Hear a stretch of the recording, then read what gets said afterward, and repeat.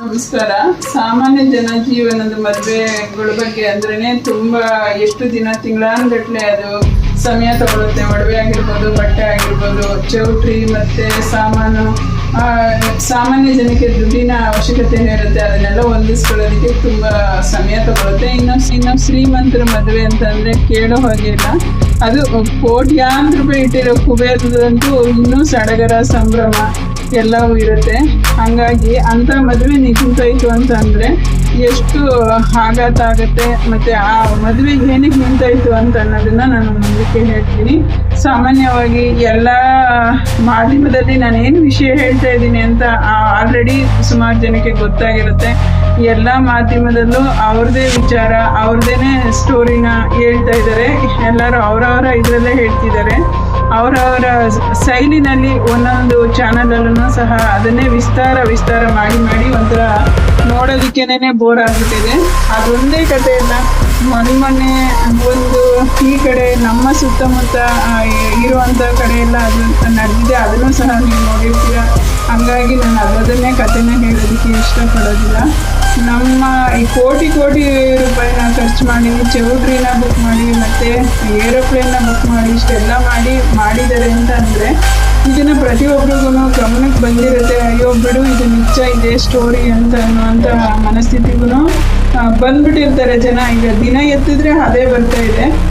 ಒಂದು ನನಗನ್ಸುತ್ತೆ, ಈ ಥರ ಎಲ್ಲ ತೋರಿಸೋದ್ರಿಂದ ಹೆಣ್ಮಕ್ಳು ಕ್ರಿಮಿನಲ್ ಆಗ್ತಾ ಇದ್ದಾರೆ. ಅವಾಗೆಲ್ಲ ಗಂಡು ಮಕ್ಳಿಗೆ ತುಂಬ ಹೆಣ್ಣು ಕೊಡಬೇಕಾದ್ರೆ ಗಂಡು ಮಕ್ಕಳನ್ನ ಸೋಲಿಸ್ತಾ ಇದ್ರು. ಇವಾಗ ಹೆಣ್ಮಕ್ಳನ್ನ ಸೋಲಿಸುವಂಥ ಪರಿಸ್ಥಿತಿ ಬಂದಿದೆ. ಆ ಥರ ನೋಡಿದ್ರೆ ಗಂಡು ಮಕ್ಕಳು ತುಂಬ ದಡ್ರು ಅಂತಲೇ ಕಾಣಿಸುತ್ತೆ ಇವಾಗಿನ ಸಿಚುವೇಶನಲ್ಲಿ. ಅದನ್ನು ಮುಂಚೆನೇ ಮಾಡಿಬಿಟ್ರೆ ಯಾವುದೂ ಸಮಸ್ಯೆ ಇರೋದಿಲ್ಲ. ಅವರು ಈ ಥರ ಎಲ್ಲ ಮುಚ್ಚಿಟ್ಟು ಮಾಡೋದ್ರಿಂದ ತಂದೆ ತಾಯಿಗೂ ಕಷ್ಟ. ಎರಡು ಕುಟುಂಬದ ಮಾನ ಗೌರವದ ಪ್ರಶ್ನೆ, ಅದು ಎರಡು ಕುಟುಂಬಕ್ಕೆ ಹೋಗೋದಿಲ್ಲ. ಅವ್ರ ಮಕ್ಕಳು ಅಕ್ಕ ತಂಗಿರ ಹಂಗೆ ಅದು ಬಿಂಬಿಸ್ಕೊಂಡು ಹೋಗುತ್ತೆ. ಈ ಬರೀ ಎರಡು ಮನಸ್ಸುಗಳು. ಮದುವೆ ಅಂದರೆ ಬರೀ ಆಡಂಬರ ಅಲ್ಲ. ಫಸ್ಟು ಹೆಣ್ಣು ಮಕ್ಕಳನ್ನೇ ಮುಚ್ಚಿಡೋದು ಜಾಸ್ತಿ. ಅಕಸ್ಮಾತ್ ಗಂಡು ಮಕ್ಕಳನ್ನ ಒಂದೆರಡು ಸತಿ ಚೆಂಡಿಸಿ ನಾವು ಕೇಳಿದಾಗ, ನಿನಗೆ ಯಾರಿಗಾನ ಇಷ್ಟಪಟ್ಟಿದ್ಯಪ್ಪ, ಏನು ಮುಂದಕ್ಕೆ ನೋಡೋದ ಅಂತ ಅಂದಾಗ ಓಪನ್ ಆರ್ಡಲ್ಲಿ ಹೇಳಿಬಿಡ್ತಾರೆ ಅವರು, ನಮಗೆ ಬೇಡ, ನಾನು ಹುಡುಗಿನ ಇಷ್ಟಪಟ್ಟಿದ್ದೀನಿ ಅಂತನೋ ಅಥವಾ ನನಗೆ ಅರೇಂಜ್ ಮ್ಯಾರೇಜ್ ಇಷ್ಟ ಇಲ್ಲ ಅಂತನೋ ಏನೋ ಒಂದು ಹೇಳ್ಬಿಡ್ತವೆ ಗಂಡು ಮಕ್ಕಳು. ಆದರೆ ಈ ಹೆಣ್ಮಕ್ಳು ಎಲ್ಲನೂ, ಕೆಲವರು ಅದು ಎಲ್ಲನೂ ನಾನು ಹೊಲಿಸ್ಕೊಳ್ತಾ ಇದ್ದೀನಿ ಅಂತ ಅಲ್ಲ, ನಾನು ಹೆಣ್ಮಕ್ಳು ಪರನೇ ಯಾವಾಗೂ ವಿರೋಧ ಅಲ್ಲ. ಆದರೆ ಈ ಥರ ಕೆಲಸ ಮಾಡ್ತಾರಲ್ಲ, ಸೈಲೆಂಟಾಗಿ ಕಿಲ್ಲರ್ ಕೆಲಸ ಮಾಡ್ತಾರಲ್ಲ, ಅವ್ರಿಗೆ ವಿರೋಧಿನೇ ನಾನು. ಹಂಗಾಗಿ ಇವರು ಎಲ್ಲಿ ಕೊನೆ ತನಕನೂ ಇನ್ನೇನು ಜೀವ ಹೋಗುತ್ತೆ ಅನ್ನೋವರೆಗೂ ಇವರು ತುಂಬಾ ಮುಚ್ಚಿಡ್ತಾರೆ ಹೆಣ್ಮಕ್ಳು. ನನ್ನ ಅನುಭವದಲ್ಲಿ ನಾನು ಇವಾಗ ಈ ದೃಶ್ಯದಲ್ಲಿ ಕೆಲವು ಹೆಣ್ಮಕ್ಳನ್ನೇ ನಾನು ಬಿಂಬಿಸ್ತಾ ಇದ್ದೀನಿ. ಅವ್ರಿಗೆ ಅಷ್ಟು ಧೈರ್ಯ ಇಲ್ಲ ಅಂತಂದರೆ ಇಷ್ಟಪಡಬೇಡ್ದು. ನಾನು ಎದ್ರಕಂದು ನಾನು ಮದುವೆ ಮಾಡ್ಕೊಳ್ಳೋಕ್ಕೆ ನನಗೆ ಕೆಪಾಸಿಟಿ ಇಲ್ಲ, ನನಗೆ ಓಡೋಗೋದಕ್ಕೆ ಕೆಪಾಸಿಟಿ ಇಲ್ಲ. ಓಡೋಗ್ತಾರೆ ಅವ್ರು, ಎಲ್ಲನೂ ಮಾಡ್ತಾರೆ. ಮೀರಿರೋರೇ ಈ ಥರ ಕೆಲಸಗಳನ್ನ ಮಾಡೋದು.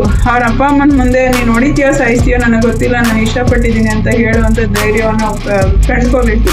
ಇಲ್ವಾ, ಮದುವೆಗೆ ಪ್ರಸ್ತಾಪ ಮಾಡಿದಾಗ ನೋಡಪ್ಪ ನಾನು ಈ ಥರ ಮಾಡಿದ್ದೀನಿ, ನನ್ನ ಅಭಿಪ್ರಾಯ ಈ ಥರ ಇದೆ, ನಾಳೆ ದಿವಸ ನೀವು ಮಾಡಿದ್ರು ನನಗಿರೋದಿಲ್ಲ, ಇಲ್ಲ ನನಗೆ ಮದುವೆನೇ ಮಾಡಿಬಿಡ್ರಿ ಅಂತನಾದರೂ ಹೇಳಬೇಕು.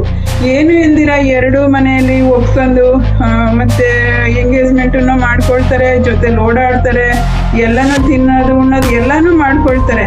ಮದುವೆ ಮಾಡ್ಕೊಳ್ಳೋ ಟೈಮಲ್ಲಿ ಮಾತ್ರ ಹುಡುಗ ಇಷ್ಟ ಇಲ್ಲ ಅಂತನೋ ಅಥವಾ ಈ ಥರ ಈಗ ಸಾಯಿಸೋದ್ರಿಂದ ಏನೂ ಉಪಯೋಗ ಇಲ್ಲ. ಅವಳು ಸಾಯಿಸಿದ್ಲಲ್ಲ, ಹುಡುಗಿ ಅವರ ಪ್ರೇಯಕರನ್ನ ಕರ್ಕೊಂಡೋಗಿ ಸಾಯಿಸಿಸಿದ್ಲು. ಆದರೆ ಅವಳಿಗೆ ಏನು ಸಿಕ್ತು ಇವಾಗ?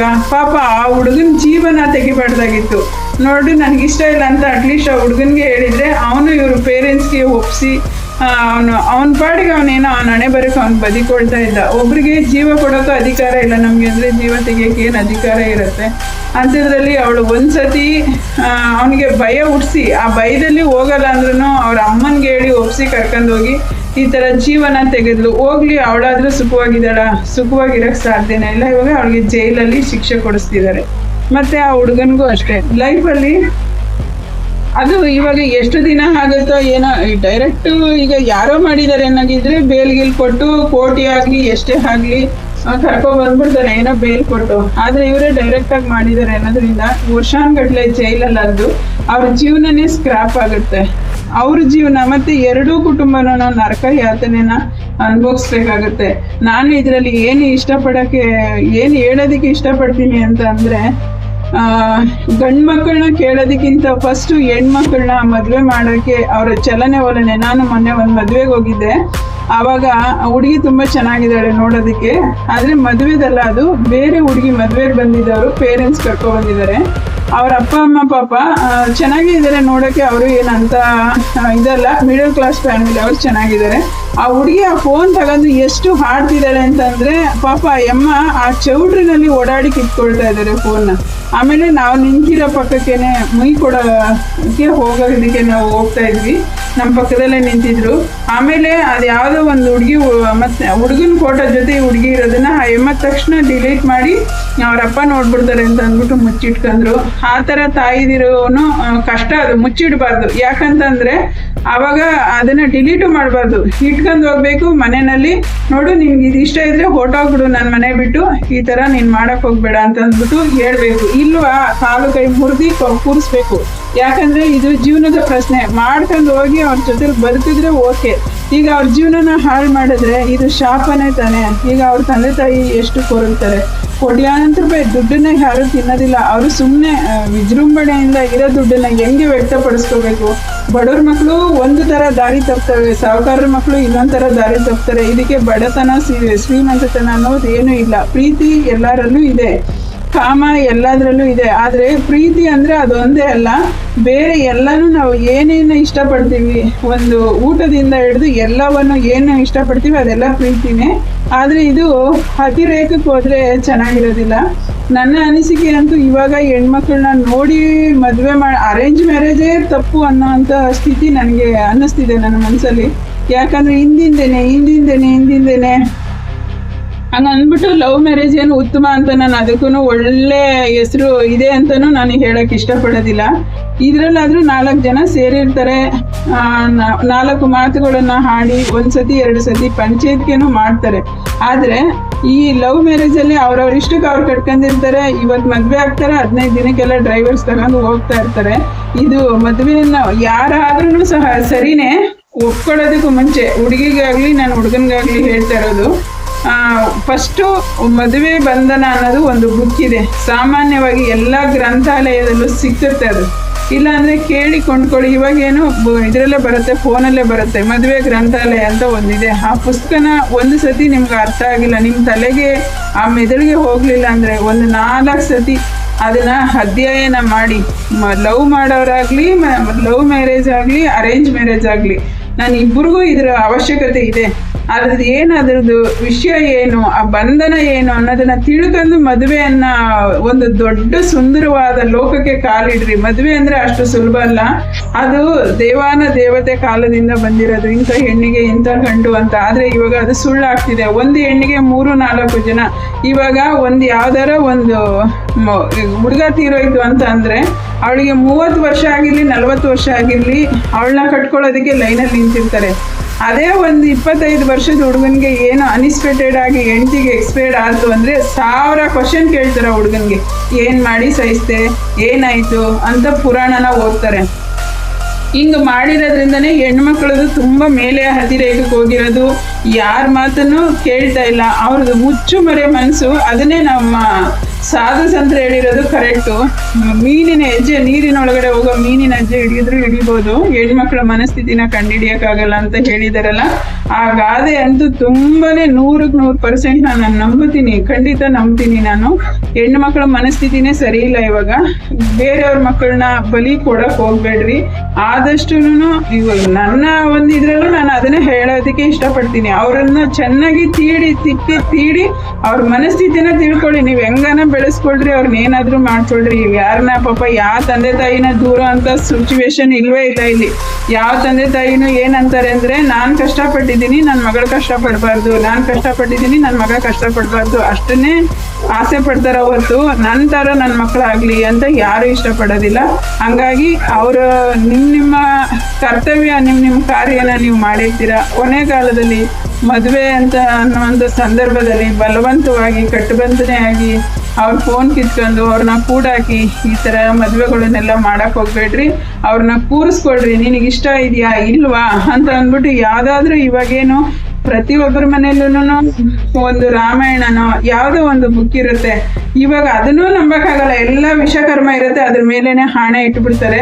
ಹಂಗಾಗಿ ಅವ್ರಿಗೆ ಏನು ಹೇಳಬೇಕು ಅಂದರೆ, ನೋಡು ನಿನಗೆ ಮದುವೆ ಮಾಡ್ತಾ ಇದ್ದೀವಿ ನಾವು, ಯಾವುದೇ ಕಾರಣಕ್ಕೂ ನಿನ್ನ ಮನಸ್ಥಿತಿನಲ್ಲಿ ಯಾರಾದರೂ ಬೇರೆ ಹುಡುಗ ಇದ್ದರೆ ಹೇಳ್ಬಿಡು, ಬೇರೆಯವ್ರ ಸಂಸಾರದಲ್ಲಿ ಆಟ ಆಡೋದು ಒಳ್ಳೇದಲ್ಲ ಇದು ಅಂತ ಅವರನ್ನೇ ಒಂದು 50 ಸತಿ ಕೇಳ್ಬಿಟ್ಟು ಹೆಣ್ಣು ಮಕ್ಕಳನ್ನ ಪರ್ಟಿಕಲಲ್ಲಿ ಕೇಳಬೇಕಾಗಿದೆ. ಕೇಳ್ಬಿಟ್ಟು ಆಮೇಲೆ ಮದುವೆಯನ್ನು ಸಂಬಂಧದ ಬಗ್ಗೆ ಮುಂದುವರಿರಿ.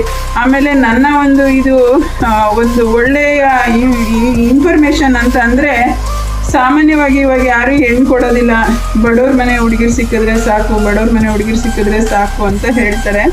ಅದು ತುಂಬ ತಪ್ಪು. ಯಾವತ್ತೂ ಬಡವ್ರ ಮನೆ ಹುಡುಗಿರನ್ನ ತರಬಾರ್ದು. ಯಾವತ್ತೂ ಅವ್ರು ಯಾವ ಲೆವೆಲ್ಗಿದ್ದಾರೆ ಆ ಲೆವೆಲ್ಗೆ ಈಕ್ವಲ್ ಆಗಿನೇ ತರಬೇಕು. ಒಂಚೂರು ಏರುಪೇರು ಆದ್ರೂ ಅದು ಸಮಸ್ಯೆ ಆಗುತ್ತೆ. ತುಂಬ ಬೇಸಿಕ್ಕಿಂದನೂ ಕಲಿಸ್ಕೊಂಡು ಹೋಗ್ಬೇಕು ಅಂದರೆ ಕಷ್ಟನೂ ಆಗುತ್ತೆ. ದಯವಿಟ್ಟು ಅಂಥ ತಪ್ಪನ್ನ ಯಾರು ಮಾಡಕ್ಕೆ ಹೋಗ್ಬೇಡ್ರಿ. ನಾವು ಇಬ್ರು ಕೂಲಿ ಮಾಡ್ತಾ ಇದೀವಿ ಅಂದರೆ, ಕೂಲಿ ಮಾಡುವಂಥವ್ರು ಕೂಲಿ ಎಲ್ಲರೂ ಮಾಡ್ತೀವಿ, ಆದರೆ ಅದನ್ನ ಕೆಲಸನ ನಾನು ಯಾವತ್ತೂ ಅವಮಾನ ಅಂತ ಹೇಳ್ತಾ ಇಲ್ಲ. ಅದನ್ನ ಅವಮಾನ ಅಂತ ದಯವಿಟ್ಟು ತಿಳ್ಕೊಳಕ್ಕೂ ಹೋಗ್ಬೇಡ್ರಿ ಯಾರನ್ನು. ಅವ್ರ ಈಕ್ವಾಲಿಟಿ ಹೇಗಿದೆ ಅದೇ ಲೆವೆಲ್ಗೆ ನೋಡಿ ಹುಡುಗಿನ ತಗೊಬಂದು ಮದುವೆ ಮಾಡಬೇಕು ಹೊರತು ಯಾವತ್ತೂ ಕೀಳಿಗೆ ಮೇಲಿಗೆ ಅಂದರೆ, ಇದನ್ನು ಜಾತಿ ಬಗ್ಗೆ ಎಲ್ಲ ನಾನು ಹೇಳ್ತಾ ಇರೋದು. ಒಂದು ಲೆವೆಲ್, ಒಬ್ಬರ ಲೆವೆಲ್ ಹೈ ಇರುತ್ತೆ, ಒಬ್ಬರ ಲೆವೆಲ್ ಲೋ ಇರುತ್ತೆ. ಅಂಥ ವ್ಯವಹಾರನ ಸಂಬಂಧನ ಯಾವತ್ತೂ ಕುದುರ್ಸೋಕೆ ಹೋಗ್ಬೇಡ್ರಿ. ಅದರಿಂದ ತುಂಬ ಜೀವನ ಪರ್ಯಂತ ಅನುಭವಿಸ್ಬೇಕಾಗತ್ತೆ. ಇದು ನನಗೆ ತುಂಬ ತಿಳಿದಿರೋ ಅನುಭವನ ನಾನು ಇದನ್ನು ಹೇಳ್ತಾ ಇದ್ದೀನಿ. ತುಂಬ ಜನ ಹಂಗೆ ಹೇಳೋದು, ಹುಡುಗಿ ಸಿಗ್ತಾ ಇಲ್ಲ, ಬಡವ್ರ ಮನೆ ಹುಡುಗಿ ಆದರೂ ಪರವಾಗಿಲ್ಲ, ಮಾನ ಮರ್ಯಾದೆಗೆ ಬದುಕೊಂಡು ಹೋದರೆ ಸಾಕು, ಮನೆ ಸಂಸಾರನ ತೂಗಿಸ್ಕೊಂಡು ಹೋದರೆ ಸಾಕು ಅಂತ ಅಂತಾರೆ. ಅದು ಯಾವತ್ತೂ ಅವ್ರ ಆಸೆ ನಿರಾಸೆನೇ ಆಗುತ್ತೆ. ಹಾಗಾಗಿ ನಾನು ಹೇಳೋದಕ್ಕೆ ಇಷ್ಟಪಡ್ತೀನಿ. ನನ್ನ ವಿಡಿಯೋ ನಿಮಗೆ ಇಷ್ಟ ಆಗಿದ್ರೆ ನನ್ನ ನಿತ್ಯ ಜೀವನ ಚಾನಲ್ನ ನೀವು ಸಬ್ಸ್ಕ್ರೈಬ್ ಮಾಡಿ, ಸಪೋರ್ಟ್ ಮಾಡಿ.